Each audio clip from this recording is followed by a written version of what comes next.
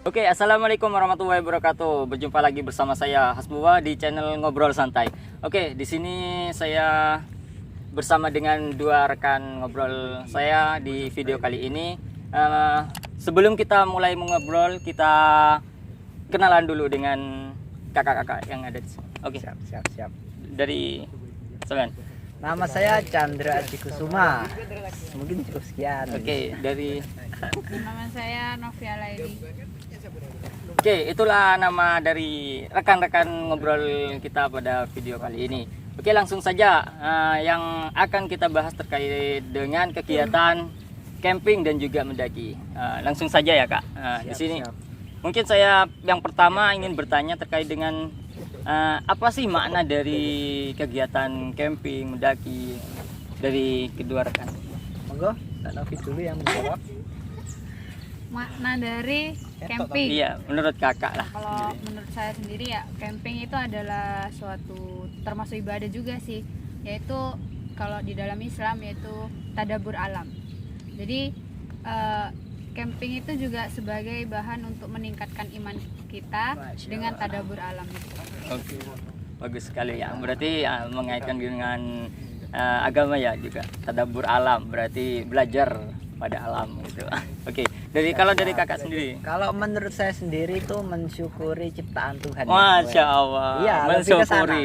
Karena dengan kita mensyukuri, jadi kita bisa ikut menjaga dan melestarikan. Wah, tidak semena-mena dengan alam. Semena-mena. Ya, Tidak merusak menjaga alam. lingkungan. Nah, itu juga menjaga lingkungan Oke. seperti itu. Dan juga dengan tadabbur alam itu juga kita bisa meningkatkan iman karena kita bisa mengetahui bahwa banyak keajaiban-keajaiban dari Allah Subhanahu wa taala dari ciptaannya. Masya Allah. Berarti dengan adanya apa ya? Syukur. Ya bersyukurlah menambah keimanan kita gitu ya dengan kita melihat lingkungan sekitar, indahnya ciptaannya begitu ya. Terus yang kedua ini di sini saya ingin bertanya terkait dengan motivasi ya, motivasi dari kakak-kakak ini melakukan kegiatan camping, mendaki seperti itu kan setiap orang biasanya memiliki motivasi atau tujuan tersendiri seperti itu. Mungkin dari kakak dulu. Kalau saya sendiri kan tipe orangnya sebenarnya introvert ya, suka menyendiri sebenarnya. Oke. Kadang saya juga camp sendiri.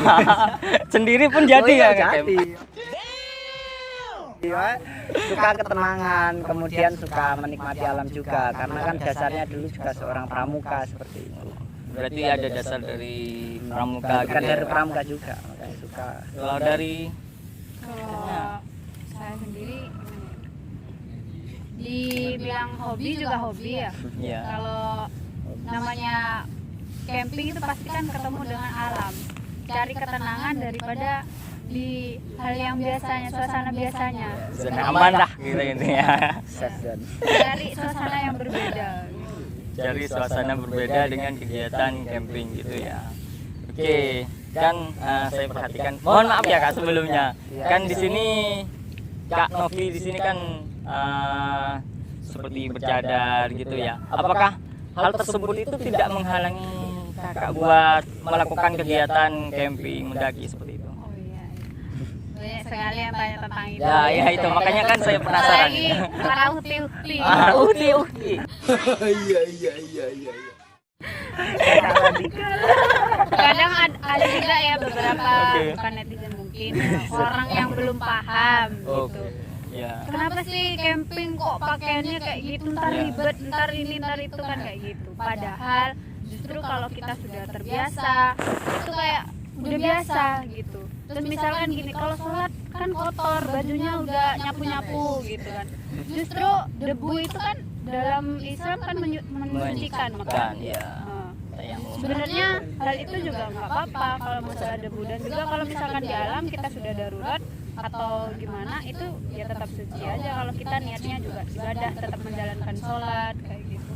Berarti secara garis besar di sini meskipun para ukti-ukti yang apa ya kayak bernikah, bercadar kayak gitu, jadi tidak ada halangan untuk melakukan kegiatan mendaki selama itu masih apa ya masih kayak menjaga batasan-batasan gitu ya seperti itu ya. Terus barusan kan dari Kak Novi sendiri itu menyinggung terkait dengan ketika kita ingin melakukan sholat gitu ya, ibadah sholat ketika kita sedang berada di tempat camping. Biasanya kan tempat camping juga ada di atas gunung gitu ya, yang mengalami apa ya, kesusahan dalam mencari air gitu ya. Terus dari hal itu kan kadang ada beberapa itu malah memilih tidak melakukan ibadahnya seperti itu. Bagaimana kalau dari pendapat dari kakak sendiri? Kalau menurut saya sendiri tuh kita bisa beribadah atau tidak itu tergantung kemauan ya. Jadi niat kita, bagaimana kita beribadah kepada Allah, seperti itu tergantung niat kita. Kalaupun tidak ada air kan kita sudah diberi keringanan dengan tayamum, seperti itu bisa. Ya seperti itu. Jadi kalau di atas di atas gunung kayak gitu, kemudian kita bisa kalau ada air sedikit-sedikit dari embun di dedaunan kalau pagi atau habis hujan, seperti itu bisa digunakan. Kalau saya sendiri sih tidak ada masalah dengan ibadah, yang penting niat kita. Tapi ibadah harus Wajib ya. seperti itu. Berarti apa ya? Dengan Keterbatasan keterbatasan air yang ada seperti itu bukan menjadi alasan buat kita meninggalkan sholat seperti itu. Bukan alasan buat kita buat apa ya, tidak melakukan kewajiban kita, yaitu kewajiban untuk beribadah. Meskipun kita kesusahan untuk mencari air, toh di situ ada kan menganjurkan untuk melakukan bersuci dengan tayamum, dengan debu ataupun dengan embun seperti itu.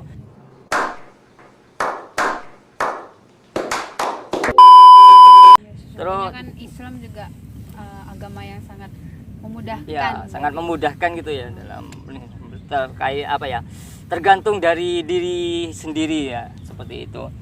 Apa ya, mungkin ada yang mau disampaikan sebelum saya akhiri gitu Kak ya, buat para pecinta apa ya, pendaki dan juga ya traveler gitu Kak. Dari kakak dulu. Oh iya. Ayah dari mbaknya dulu. Dari Kak Novi dulu. Kak Nopai. Ya khusus perempuannya atau Khusus perempuan. Nanti Boleh yang khusus saya. perempuan, Umum. boleh khusus umum juga. kalau Dua-duanya khusus juga untuk apa-apa. perempuan ya, dari saya pribadi ya usahakan untuk tetap